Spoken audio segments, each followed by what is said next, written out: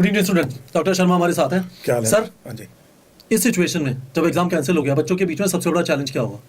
Detection feel हो रहा होगा, होपलेसनेस हो सकती है और गुस्सा होगा, और बहुत वाजिब है ये तीनों की तीनों चीजें, लेकिन इससे उबरना होगा।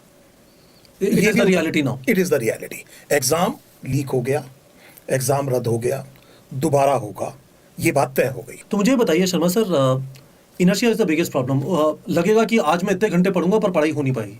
सर, मैं बच्चों की तरफ से बोलता हूँ, 1.5-2 साल की मेहनत, day in and day out, अनगिनत फंक्शंस को छोड़ना, घर में बहुत बहुत अच्छे फंक्शंस भी हुए होंगे, सेक्रीफाइस मांगता है, खूब आहुति थी, और उसके बाद में जब एग्जाम हो गया, अच्छा हुआ बुरा हुआ से फर्क नहीं पड़ता, ये हुआ कि यार अब हो गया, ये एग्जाम हो गया, और उसके बाद में एक आदमी पैरासिम्पैथेटिक जो होता है, जो सिस्टम है, उसके कंट्रोल में आ जाता है, और वो एक रिलैक्स फील करता है, और वो चाहता है कुछ दिन अब वो अपनी तरह से रहे, और अचानक आउट ऑफ नोवेयर इस तरह की रिजल्ट आ जाए जहां उसकी गलती नहीं है। This is the feeling that is going to happen. अब वाले जो स्टूडेंट्स जो इस बार सेलेक्ट होने वाले थे, जी। गारंटीड था जी, उनको ये डर बैठा हुआ कि वापस ये वाले नंबर आएंगे नहीं आएंगे। बिल्कुल बिल्कुल बैठेगा, और वाजिब है।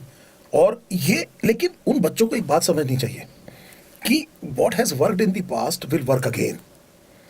इस टाइम पर बहुत जरूरी चीज ये है, आपने पहले भी अपने आप को प्रूव किया है, बहुत से एंट्रेंस है जिसमें 2-2 मौके भी मिलते हैं सही सर, बात है। और मैंने देखा है कि अक्सर जो पहले मौके में अच्छा करते हैं वो ही दूसरे मौके में भी अच्छा करते सही हैं। बात है। हमने आपने देखा है कि पेपर आसान आ जाए तो कट ऑफ ऊपर चली जाती है, पेपर मुश्किल आ जाए तो कट ऑफ नीचे लोग चली वही जाती है, लेकिन वो जो ऊपर वाले बच्चे हैं वो वही रहते हैं।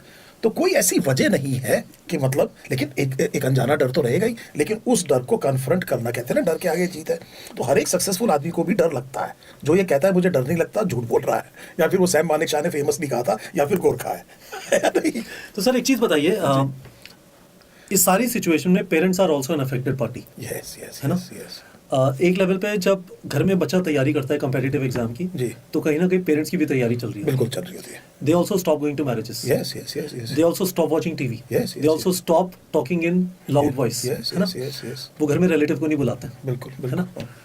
अब पेरेंट्स देखेंगे कि बच्चे को खूब मेहनत करनी चाहिए, पर वो देखेंगे उतना पढ़ नहीं रहा है।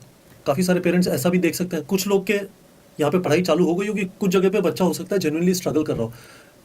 ऐसी सिचुएशन में आपकी पेरेंट्स को क्या एडवाइस है? मैं अभी हर एक पेरेंट से ये कहूँगा, बच्चा पढ़ रहा है नहीं पढ़ रहा है, जो कर रहा है वो बिल्कुल ठीक है। इस टाइम पर उसको हमें ईज इन करना है, इसमें उसे दोबारा पढ़ना है, ये तो कोई इसमें शक ही ease नहीं in करना है। मतलब आप ये समझिए, इसके पीछे तो कोई दो राय हो ही नहीं सकती कि ये एंट्रेंस अभी भी 22 लाख लोगों का है, कुछ कम सीट्स हैं, तो दोबारा से एंट्रेंस देना ही देना है, और उसकी मेहनत करनी ही पड़ेगी, इसमें कोई शक नहीं है। लेकिन वो एकदम इसी सेकंड शुरू हो जाए सबकी एक जैसे तौर पे, वो जरूरी नहीं है।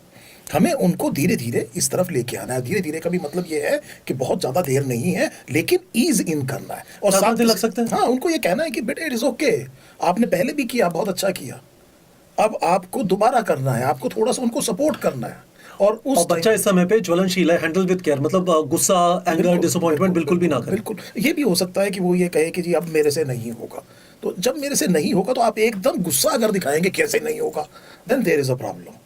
जस्ट रिलैक्स हो जाइए, कि मतलब आप ये समझिए, it is an adjustment here right now. It is an emotional I would say adjustment. It is an empathy. It is something जिसको कि आप उसे पुल करना है आपने। तो आप बेसिकली ये कह रहे हैं कि it is right that a student should understand कि पेरेंट्स क्यों दुखी हो रहे हैं, भाई पढ़ ले, तेरे भविष्य का मामला है, but parents should also understand that the child is going through significant turmoil inside, he is trying to figure out कि इस सिचुएशन में अब करूं क्या, और हो सकता है उसका आउटकम अभी डेली के 10, 12, 15 घंटे पढ़ने में ना निकल रहा हो, ज्यादातर में नहीं निकल रहा होगा, ज़्यादातर में नहीं। क्योंकि चक्कर ये है sir, it is okay, it is okay. मतलब आप इस बात को समझिए, no two people are alike. हर एक का काम करने का अपना तरीका होता है, और पेरेंट्स आपको पेन में नहीं देखना चाहते। और प्रॉब्लम यह है कि इस पेन में ना देखना चाहने का मतलब ये नहीं है कि उसमें पेन क्रिएट कर दिया जाए, मेरा मतलब ये है। Sure. और इस टाइम पे फिर वही शब्द जो बार बार आ रहा है, ईज इन करना है। और एक बार बच्चे ने रीस्टार्ट किया, आपने भी उसको मेहनत करते देखा है, तो वो दोबारा करेगा।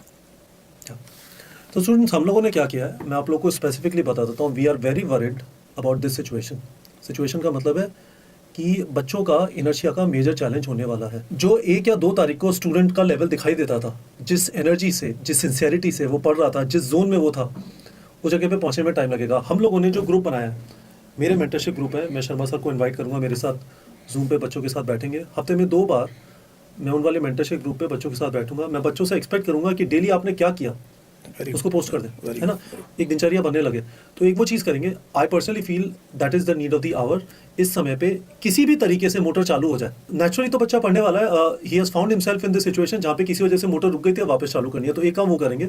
यदि आप वो टेलीग्राम ग्रुप ज्वाइन करना चाहते हैं, नीचे गूगल फॉर्म का लिंक है, भर दीजिए, फिर आपको उसका इन्वाइट मिल जाएगा। दूसरी चीज़, शर्मा सर अपने चैनल पे, अपने टेलीग्राम चैनल पे, उसका भी लिंक वीडियो के डिस्क्रिप्शन में, डेली आपको बायो के क्वेश्चन डालेंगे। Nothing will make you work up and ease in Then bio questions. नहीं Bio तो उनका प्यार। आप बायो आपको पसंद है, बायो आपको आता है, तो मैंने भी कुछ जो क्वेश्चंस जो मैंने अभी से अपने आप डिजाइन करने शुरू किए हैं, वो आपको नींद से जगाने वाले ही किए हैं। ताकि मतलब एकदम आपकी नींद खुले और आप चैलेंज फील करें और आपको ये लगे यार ये क्वेश्चन क्यों नहीं हो रहा, इसको तो मैं आराम से कर लेता था। तो कुछ स्ट्रेच करने वाले क्वेश्चन है उसमें जो चुटकी भरेंगे आपको, ताकि आपकी नींद खुले।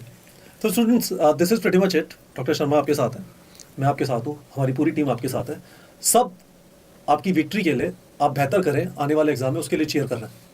तो परेशान बिल्कुल भी मत होइए। आपको नहीं पता कि हो सकता है जो हुआ आपके लिए शायद अच्छा हुआ। हमेशा होता है, हमेशा होता है। हमेशा अच्छे के लिए होता है। तो आपका तो हमेशा से ये बच्चों से कर रहा है कि भाई do your best, then let us see what happens and take it in stride. तो शायद ऊपर वाले का आपके लिए एक बेहतर प्लान और एक बेहतर कॉलेज प्लान था। Thank you very much.